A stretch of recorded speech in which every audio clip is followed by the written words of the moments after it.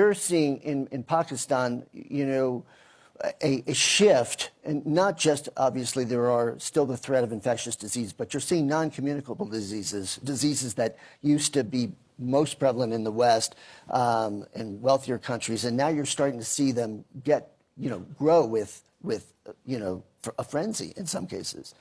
Talk a little bit about how you manage those twin challenges.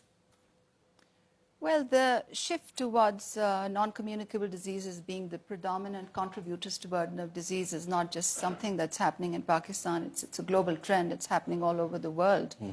And in terms of financing for global health, we have to appreciate that non-communicable diseases are not just disruptive in the epidemiological sense of the damage they cause, because we all know that they are the biggest contributors to deaths, to disease, to disability. But they're also equally disruptive in terms of the political, the economic, the societal, and health systems responses needed to address the challenge. Now, if you look at country demand for technical assistance, and Tedros will bear me out on that, NCDs rank amongst the top 3 asks from countries. And in fact, when we were campaigning together 2 years ago, this was the consistent ask from different countries.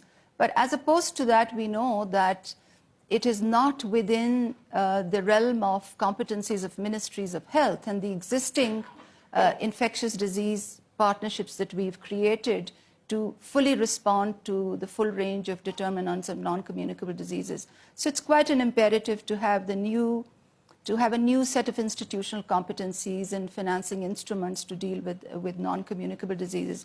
And I fundamentally believe that an appropriate response to non-communicable diseases could be revolutionary for public health, just as the HIV response to HIV/AIDS was, more than a decade ago, in terms of institutionalizing the rights-based approach to health and catalyzing the access to medicines dialogue and including affected communities and the civil society in the planning process.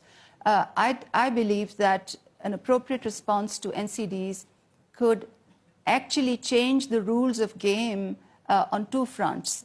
Firstly, this whole aspect of the whole of government approach and the multi-sectoral approach to dealing with public health.